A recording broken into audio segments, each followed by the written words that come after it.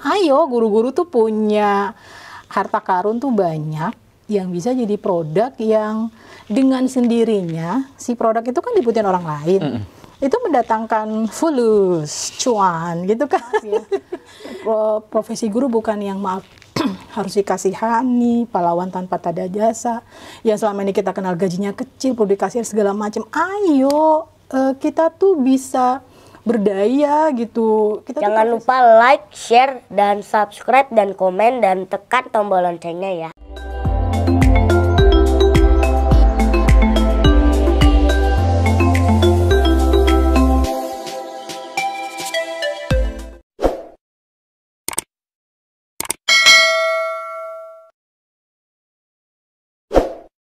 Assalamualaikum warahmatullahi wabarakatuh. Selamat berjumpa kembali dalam acara Jabatangan Podcast. Ini adalah sebuah program yang digagas oleh Insan Mandiri Cibubur dan juga SD Silaturahim Islamic School. Alhamdulillah, hari ini kita kehadiran tamu yang luar biasa. Ini guru, tapi bukan guru biasa. Siapakah dia? Kita sambut Ibu Ayu Agusrianti. Yeay. Guru biasa di luar apa guru luar biasa? Pilih mana deh. Ibu Ayu Agusrianti ini adalah seorang kurang ajar juga ya. Beliau adalah Wakil Direktur Pendidikan YPSC. Sebelumnya sudah jadi kepala sekolah, sudah sebagai guru. Iya. Dan luar biasanya apa nih? Karyanya banyak. Sebelum bahas itu deh Bu Ayu. Bu Ayu ini baru liburan ya? Liburan ya kemarin. Saya kalau liburan amnesia, Pak. Oh gitu ya. Ya libur, kita libur ya. Libur ya. Libur. Pak Jo kayaknya nggak libur nanya kayak gitu ya. Iya, karena saya nggak libur. Kesian sekali. Bu Ayu, Iya. Ini kan sebagai guru, boleh nggak sih punya penghasilan di luar ngajar, di luar dari sekolah gitu, boleh nggak sih? Pertanyaannya boleh apa enggak gitu ya? Simpel. Ini kan sebagai wakil direkturnya, kalau ada gurunya pengen punya penghasilan lain, boleh nggak nih? Iya boleh aja, why not gitu. Kenapa tidak ya? Kenapa tidak gitu?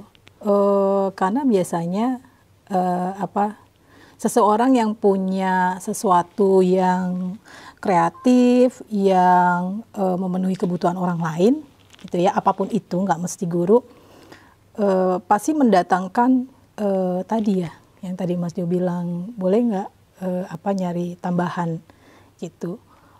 Ya boleh, jawabannya kenapa enggak gitu. Kayaknya dulu juga pernah kayak gitu ya. Pernah banget.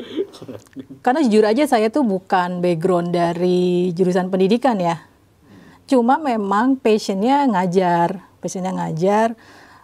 Tapi saya justru kuliah di ekonomi gitu. Seperti Anda ya. Oh iya, seperti Anda ya, saya menuduh ya seperti Anda gitu. Jadi kalau orang ekonomi kan gimana caranya kan.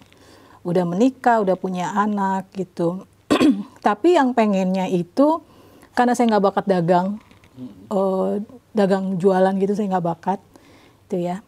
Saya pengen yang sesuatu yang saya kerjakan itu selain tugas utama saya masih beriringan dengan profesi saya sebagai guru.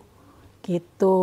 Jadi punya penghasilan dari masih sebagai guru, punya penghasilan tambahan, tapi tidak jauh, masih dalam koridor hal yang dekat dengan guru itu sendiri ya. Jadi mikirnya nggak terlalu jauh-jauh gitu. Iya. Mikirnya nggak jauh-jauh, situ aja. Kayak gimana sih itu? Apanya kayak gimana? Iya, itu bisa dapat penghasilan kayak gitu gimana caranya? Oh iya. Jadi gini, kembali ke diri kita sih ya, saya itu orang yang tidak puas dengan sesuatu yang itu-itu aja gitu. Jadi saya mengalami dari ngajar mulai anak-anak TK sampai ke SMA tuh pernah Pak Jo. Dari sekolah yang swasta yang hidup segan mati tak mau, yang nggak dibayar gajinya, sampai yang sekolah swasta uang masuknya luar biasa gitu. Tapi ada satu benang merah yang saya pikir kok ada yang kurang ya, apa ya gitu. Titik jenuh saya justru berada di sekolah yang saat itu secara penghasilan lumayan ya. Tapi kok ada yang kurang ya dalam diri saya gitu ya. Nah itu yang menggerakkan saya untuk berbuat sesuatu gitu. dan saya merasa nggak puas dengan apa yang saya lakukan selama ini. Ya itu yang menggiring saya ingin berbuat sesuatu sih pada awalnya gitu. Karena saya orangnya gini Pak Jo, siapa sih yang nggak butuh uang?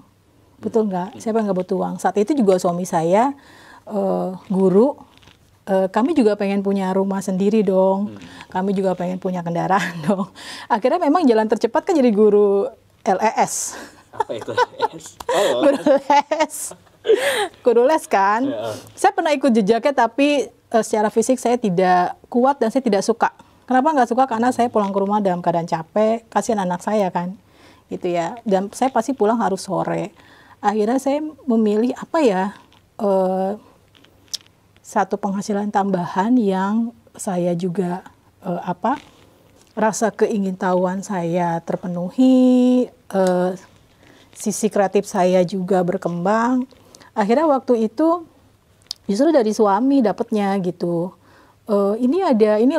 Ada freelance, pekerjaan freelance yang gak nyita waktu, yang bisa dikerjain di rumah, tapi menghasilkan uang dan kamu tuh bisa latihan nulis gitu. Apa ya saya bilang gitu. Ternyata jadi dulu waktu itu diawalin dengan jadi ghostwriter. Ghostwriter gitu. Beda filmnya. Itu maksudnya penulis konten di berita-berita portal kan era-era tahun 2000 awal tuh hype banget ya. Gitu. Boleh gitu. Tapi itu ketika nulis itu namanya nama bayi atau jadi nama pemiliknya sih? Waktu itu saya seperti copywriternya suami. Karena pada saat 2000-an awal beda banget sama sekarang kan. 2000-an awal itu susah banget Pak Jo jadi content writer. Jadi mereka yang eksis di sosial media, yang sering nulis, padahal itu nulis status ya, cuman nggak sembarangan status kan. Nulisnya tuh istilahnya kayak nulis artikel, nulis tema-tema apa, itu banyak dilirik tuh sama berita-berita portal kayak gitu. Nah termasuk suami saya kan memang passionnya nulis dari dulu. Saya jujur aja Pak Jo, kemampuan nulis saya tuh nggak banget gitu. Tapi karena terdorong dari keinginan ekonomi ya? Iya, okay. Kondisi terpaksa dan tertantang sebetulnya.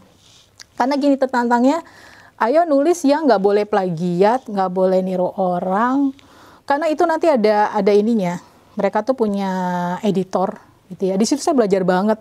Saya belajar banget sama editor yang betul-betul mereka lulusan kampus negeri yang keren, ngajarin saya. Bukan berarti ini ya, maksud saya belajar banget, syukur alhamdulillahnya saya milih itu walaupun awalnya masih content writer ngebantu suami, akhirnya lama-kelamaan nama saya diajak. Jadi saat itu tidak mudah seperti sekarang. Sekarang kan siapa aja bisa nerbitin buku dengan nulis status ya. Kalau dulu tuh susah gitu. Itu awalnya Pak Jo. Sampai akhirnya kenalan sama penerbit indie. Bentar, sekarang sebenarnya udah berapa banyak buku yang dikeluarkan? Baru 6. Baru 6 ya? Iya, sebetulnya masih utang ada 4 Pak Jo. Saya bandel aja. Hamil lah, apalah, banyak alasan. Sekarang kesibukannya makin banyak, anak makin banyak, tanggung jawabnya makin tinggi. Karena memang harus nulis itu kan harus betul suasananya tuh harus tenang gitu, nggak ada gangguan. Terus juga mood itu harus ini banget, harus lagi mood banget gitu. Kita nggak mungkin kan nulis sambil masak tuh nggak mungkin kan. Tapi untungnya sampai sekarang masih dapat royalti dong. Lumayan. Sampai kuliah S2 tuh satu hal yang saya bikin bangga dengan diri sendiri. Boleh ya, kita bangga sama diri sendiri. Boleh, itu bersyukur namanya. Ya. Karena sebetulnya enggak sedih sih, maksudnya gini, saya ikut sertifikasi guru. Saya sampai ikut sertifikasi guru setelah 11 tahun ngajar. Saya dapat sertifikasi guru, tapi saya memilih resign waktu itu. Karena tadi Pak Jo, saya udah di titik balik. Kok gini ya sistem pendidikan kayak gini ya? Kayaknya nggak humanis ya? Itu sekitar tahun 2011 ya. Saya milih resign, milih jadi penulis buku aja gitu. Sebelumnya penulis artikel kan. Itu yang jadi titik balik gitu. Kembali lagi ke profesi guru. Iya. lalu kemudian mendapatkan tambahan income dari sumber yang lain. Jadi kalau disebutkan dari Bu Ayu, ada dapat tambahan income dari menulis. Iya. Tapi kira-kira ada cara-cara lain lagi nggak sih selain banyak. Misalkan, apalagi saat ini era digital ya. Nah kemarin kan saya baru diundang tuh sama Ruang Guru. Gara-gara ini gara-gara Pak Jo juga. wow, Kita bikin pesertanya ribuan ya. Iya, tau nggak waktu itu peserta dari 100, 200 sampai 1000-an tuh saya gemeter. Wow, ini. Dan kalau nggak salah nih Bu Ayu adalah salah seorang ketika ada searching di YouTube nih, Iya. teacherpreneur yang paling nongol di paling atas nih kalau di YouTube. Iya. Ibu Ayu Agustianti itu. Itu gara-gara Anda. Loh kok saya nggak ngapa-ngapain. Itu jadi waktu itu kan penyelenggaranya Pak Jo ya. YPSJ kan ya, Pak Jo yang ngurusin. Kita ngadain seminar kan, seminar kita sendiri gitu. Karena kan memang Pak Munib tuh konsepnya keren banget. Ingin siapapun berani tampil, punya produk apa gitu. Waktu itu Pak Jo nanya, Boyu mau materi apa? Celing gitu. Apa sih yang udah saya kerjain? Celing gitu. Aha, kayaknya pengen ngomongin teacherpreneur deh.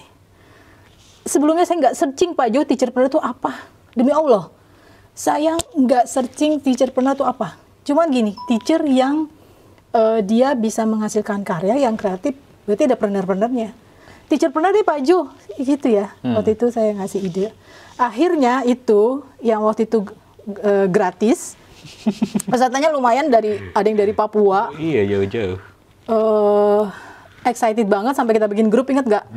Waktu itu tang-ting-tung banyak. Dan ada beberapa yang juga menghasilkan karya buku. Beliau masih sering kontak saya tuh, Mas Jo, makasih ya kemarin gara-gara ini saya bisa bikin buku gitu namanya. Kalau nggak salah siapa Ibu Iis Safurah atau siapa? Iya, itu gitu. semangat banget ya. Iya semangat banget beliau. Nah itu yang pingin, niat saya tuh cuma pengen nularin, ayo guru-guru tuh punya harta karun tuh banyak yang bisa jadi produk yang dengan sendirinya si produk itu kan dibutuhin orang lain. Itu mendatangkan fulus, cuan gitu kan. Iya kan? Dan itu keren gitu loh maksud saya. Oh ya tadi saya tuh mau cerita gini Pak Jo. Bukan saya mendiskreditkan guru yang punya sertifikasi ya, bukan. Jadi waktu itu tadi saya mau cerita, lupa. Saya ikut sertifikasi guru. Tapi pada akhirnya saya nggak dapat itu uang sertifikasi kan, itu. Tapi yang membuat saya bangga adalah saya nggak sedih akan hal itu. Saya pikir rezeki bisa dari mana aja. Yang membuat saya bangga adalah saya bisa kuliah lagi dari murni hasil royalti buku-buku saya.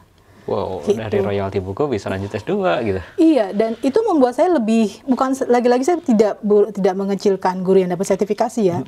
Tapi teman-teman tuh guru-guru akan jauh merasa, wow, apa sih yang sudah kita capai, terus kita dapat hasilnya, dan kita bangga gitu, bahwa itu emang hasil produk kita gitu. Jauh lebih bangga dari itu, daripada dari pemerintah yang ngasih. Ketangkap nggak ya maksudnya? Iya. Gitu. Iya. Bukan berarti lagi-lagi itu udah apresiasi dari pemerintah. Tapi kita punya produk sesuatu Tapi kita punya produk sesuatu, gitu. ya. Itu yang sebetulnya guru itu sebagai preneur tuh seperti itu gitu. Bukan yang, maaf ya, profesi guru bukan yang maaf harus dikasihani, pahlawan tanpa tanda jasa, yang selama ini kita kenal gajinya kecil, perlu dikasih segala macam. Ayo, kita tuh bisa berdaya gitu. Kita tuh profesi yang keren, tunjukin dong. Tunjukin dengan karya-karya kita, dengan kita tuh mau belajar, mau ngembangin diri.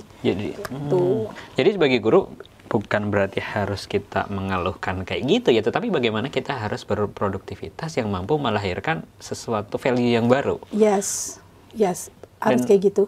Dan dari value yang baru itu kita akan dihargai orang lain dengan betul. Dan gini,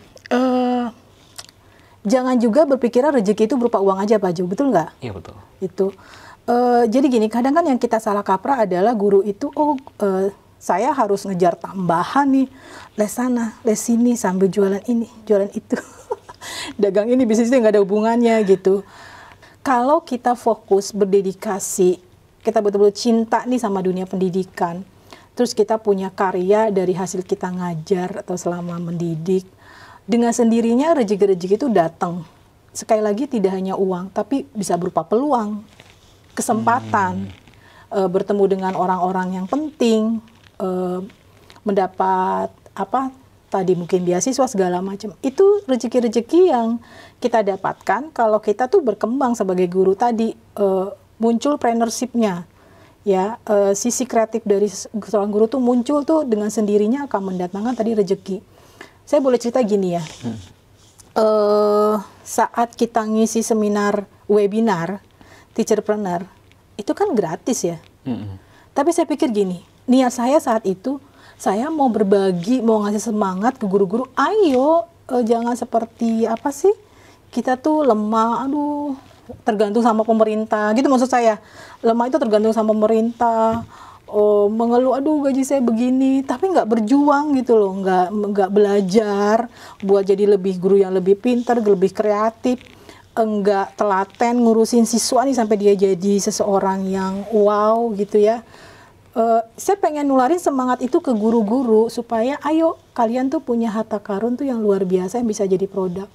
Tapi ternyata Pak Jo, setahun kemudian datanglah email dari Ruang Guru kan, gitu, yang kita tuh pada surprise, wow gitu loh. Sosial media sangat bantu kita mendekatkan kita ke orang-orang yang memang nantinya jadi bisa partneran. Sesuatu yang dibutuhkan. Sesuatu yang dibutuhkan. Dan bicara di Ruang Guru pasti dibayar profesional gitu kan. Nah kayak gitu maksud saya. Ayo kata kuncinya mau belajar. Memang menjadi seorang guru yang berjiwa preneurship bisa menghasilkan karya, nggak bisa cering langsung jadi kan Pak Jo gitu kan. Dan kuncinya juga memang guru harus selalu belajar ya. Guru harus selalu belajar, update terus gitu. Jangan hanya mengandalkan pelajaran dulu pas kuliahnya. Iya. Tinggalan ntar.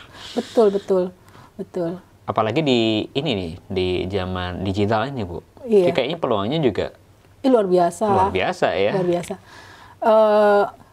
Pernah ya kita diskusi ya, waktu kita nyari-nyari apa nih yang mau disampaikan pada saat acara Ruang Guru kan.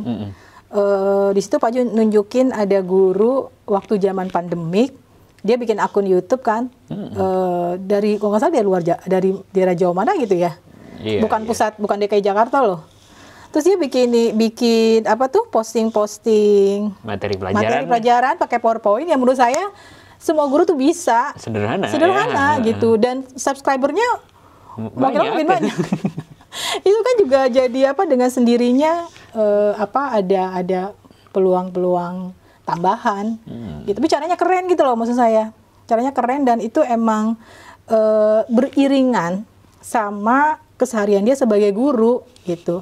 Kebayang nggak sih guru kita sibuk jualan dagang?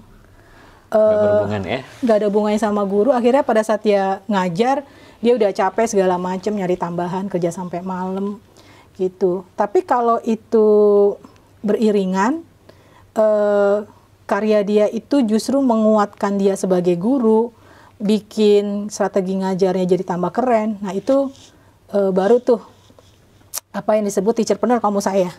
Ada bikin parodi lagu yang itu baru pelajaran, betul. Itu banyak banget ya sebenarnya. Iya. Dulu saya punya teman ya, saya punya teman yang dia itu kumpulan lagunya dibikin buku. Sekarang bukunya dapat royalti, gitu. Tiap tahun ada royaltinya dari kumpulan lagu-lagu dia. Dia nggak capek-capek nulis apa, kumpulan lagu-lagunya waktu jadi guru IPA. IPA-nya kan materinya luar biasa, gitu. Ya kayak gitu maksudnya. Itu kan benar-benar hasil karyanya tuh ngedukung dia, menguatkan dia sebagai guru gitu. Jadi makin keren di kelasnya. Ya, itu yang disebut kamu saya teacherpreneur ya. Masih berhubungan, masih tetap sebagai guru punya income tambahan. Iya. Tapi masih berkaitan dengan itu juga. Dan di sisi lain manfaatnya adalah bisa dapat penguatan apa ya istilahnya ya. Kemampuan dirinya sebagai guru juga gitu. Betul.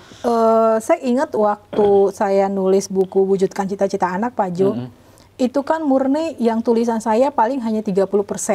70%-nya itu dari kisah-kisah orang tua yang berhasil mewujudkan mimpi anaknya, bukan mimpi orang tuanya ya, mimpi anaknya. Artinya saya ketemu narasumber banyak Pak Jo, dari mulai Ibu Gina Sonia, itu yang anaknya siapa artis bintang Mak Lampir?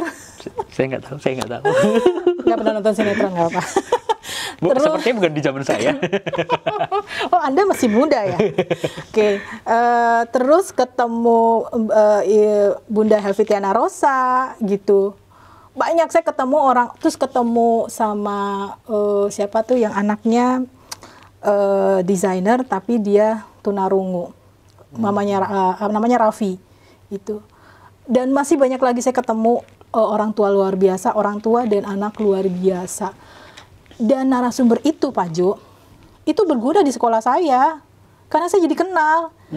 Kita lagi butuh tema ini nih. Iya, saya ada. Ya gitu loh maksud saya. Jadi sumbernya banyak. Terus Dan itu harus didukung sekolah karena jadi sekolah nggak boleh ngelarang saya. Karena kan saya nulis pasti begadang gitu ya. Terus saya tahu diri, saya nemuin apa narasumber di hari libur, bukan tidak mengganggu jam sekolah, tapi justru malah nguatin sekolah gitu. Dan juga sekolah support ya. Harus support gitu ya. Karena ada yang nggak support loh Pak Jo. Serius. Saya pernah dengar temen tuh cerita kepala sekolahnya kayak jealous gitu. Ini is okay ya saya ceritain ya, karena biar udah sekarang udah zaman bukan zaman Jurassic gitu, nggak ada lagi tuh yang jealous ngelihat timnya terkenal, punya karya, diundang di mana-mana. Aduh, udah deh. Itu ke laut aja gitu, harus support. Padahal kan di sisi lain ketika ada guru yang diundang, kan sekolah juga dapat nama baik dari situ gitu kan. Iya, betul. Jangan dihalangi. Terus saya juga pernah dengar cerita dari Bu Ayu terkait dengan salah satu bukunya itu berjudul Bidadari Tanpa Sayap. Itu juga sejarah tentang siswanya ya. Bukan siswa. Oh, bukan. Sebetulnya itu tentang diri saya sendiri. Jadi jujur ya, saya tuh sempat ada waktu saya hamil anak ketiga mengalami peristiwa yang saya hampir karena sangat merasa bersalah. Sebetulnya sih bukan salah saya, tapi saya merasa ikut berkontribusi gitu. Nggak usah lah diceritain di sini kayak gimana. Intinya saya selalu sedih berkelanjutan. Mungkin karena hamil ya, bawaannya melo. Istri Anda juga hamil ya kan, gitu. Melo. Itu jadi beban pikiran saya Pak Jo, karena saya ngerasa saya melakukan kesalahan. I made a big mistake gitu. Dan itu nggak hilang-hilang. Terus saya baca artikel salah satu bentuk penyembuhan rasa bersalah kita atau depresi atau stres itu, healingnya adalah dengan nulis. Akhirnya saya tulislah itu Pak Jo. Tapi waktu itu masih asal, masih bentuk kemarahan, kekecewaan dengan pihak lain gitu segala macam. Sampai akhirnya waktu itu penerbit Mizan mengadakan lomba Islamic Romance kan waktu tahun 2011-12 tuh rutin ya. Kayak sekarang nggak ada lagi ya, nggak tahu deh, saya nggak ngikutin. Saya ikut lomba itu Pak Jo, Mizan. Dan alhamdulillah saya tidak juara. Padahal itu halamannya tuh banyak, harus sampai 200 halaman. Karena bikin novel itu memang harus tebel ya. Gitu. Akhirnya naskah itu dikirim, saya tidak juara, it's okay gitu. Saya endapkan itu naskah sampai suatu ketika. Jadi itu dari kisah nyata betul, kisah nyata hidup seseorang. Bukan saya loh, seseorang. Di garis bawahi bukan saya. Nggak boleh disebut ya, nggak boleh disebut ya. Si Mawar apa si Bedu. Sampai suatu ketika penerbit agen kepenulisan saya nawarin, Bayu ini punya naskah novel nggak, novel romance gitu. Ini ada penerbit indie itu butuh lagi nyari gitu. Jadi sebetulnya Bapak Ibu yang senang nulislah sebanyak-banyaknya karena penerbit itu butuh cerita yang orisinil gitu kan. Apalagi hari gini orang hiburan nggak usah ke bioskop ya, nonton ini aja. Apa tuh? Iklan. Dan itu kadang berbasis dari novel. Jadi kembali lagi saya dapat tawaran itu, diterima naskah novelnya, tapi perlu diedit karena kan saya nggak pengalaman Pak Jo. Saya cuma seneng baca novel tapi nggak pengalaman nulis. Alhamdulillah dibelilah dengan salah satu penerbit indie. Itu memang betul dari itu. Dan yang lucunya pada saya pertama kali lihat buku itu di Gramedia, Bidadari Tanpa Sayap, saat itu ada 10 novel berjejer. Dengan judul Bidadari Tanpa Sayap itu bukan dari saya, dari Terus ini penerbit. nggak nyamperin ininya nggak? Nyamperin penjaga tokonya, Mas, ini saya nulis loh. Enggak. Itu apa sih, kayak narsis gitu. Itu ada cerita lucu juga. Jadi waktu itu Bidadari Tanpa Sayap itu hype banget deh, banyak yang ini gitu, namanya make. Pas saya di novel, ya Allah banyak amat ini, ada 10 buku dengan judul Bidadari Tanpa Sayap. Gitu. Oke, kali ini Bu Ayu punya kemampuan memang di bidang menulis. Tapi kalau di bidang-bidang lain juga yang penting berkaitan nggak masalah kan ya? No problem. No problem. Yang senangnya ngajarin orang bisa jadi trainer. Apalagi sekarang era webinar. Saya kemarin habis ngikut webinar workshop ya. Workshop itu bikin Canva, Pak. Orangnya di Makassar. Desain Canva. Orangnya di Makassar dan kita bayar 20.000. Sekarang tuh era siapapun bisa jadi pengisi webinar. Kamu punya kemampuan apa, ajarin. 20.000, 30.000, namanya pendatang baru kan, jangan pasang harga tinggi-tinggi dulu. Itu ikut banyak Pak Jo, dan rata-rata emak-emak yang pengen dagang. Jadi Canva digunain buat iklan di IG. Saya tuh ikut-ikut aja gitu. Dan setor tugas, dia tuh nyetor materi nggak kayak gini ngomong webinar, enggak Pak Jo, cuman tutorial desain Canva, cara bikin ini awalnya dari YouTube coba. Dia dapat uang nggak dari situ? Dapat lah, ya ikut ratusan. Iya. Terus kalau mau nanya di Telegram, dan saya sebetulnya nggak terlalu ini desain kan, pengen tahu aja, tanya jawab tuh di grup gitu. Yang nanya paling cuma berapa orang. Gitu, yang praktekin berapa orang. Jadi sekarang eranya tuh orang siapapun punya kemampuan apapun itu bisa go public, apalagi yang guru. penting di-share ya. Di-share dan pede gitu. Oke, bisa dari Anda punya kemampuan apa? kemampuan saya apa sih? Digital marketing. Digital marketing. Kalau murah pasti banyak yang ini, banyak yang apalagi gratis. Gitu. Iya. Kita nanti bisa share juga ya. Siap-siap ya nanti para... Iya, ada orang di balik layar kita ini kan. Namanya siapa? Inisialnya I ya. Bisa share masalah broadcasting. Saya kemarin lihat, ya Allah, sekarang siapapun ya bisa ini lintas dengan kita. Pandemik ini jadi hikmahnya adalah yang jauh jadi dekat gitu dengan penggunaan era digital. Yang dekat jadi jauh ya. Yang Karena main jauh HP jadi sendiri. Terima kasih Bu Ayu sudah sharing di acara Jabatangan Podcast. Hari ini kita udah nerima banyak banget share dari Bu Ayu terkait dengan teacherpreneur, dan kita bersyukur banget karena kita ketemu dengan salah satu teacherpreneur paling dominasi nih di YouTube di Indonesia ya. Oh ya. Yes. Wah. Makanya kita bangga sekali. Jadi buat teman-teman guru, seperti yang tadi disampaikan Bu Ayu, bahwa kita punya peluang untuk mendapatkan income tambahan di luar dari profesi utamanya sebagai guru, gitu ya Bu Ayu ya. Betul. Mungkin itu dulu sahabat semuanya, kita akan berjumpa lagi di lain waktu. Kita akhiri, wassalamualaikum warahmatullahi wabarakatuh. Waalaikumsalam. Oke, terima kasih Bu Ayu.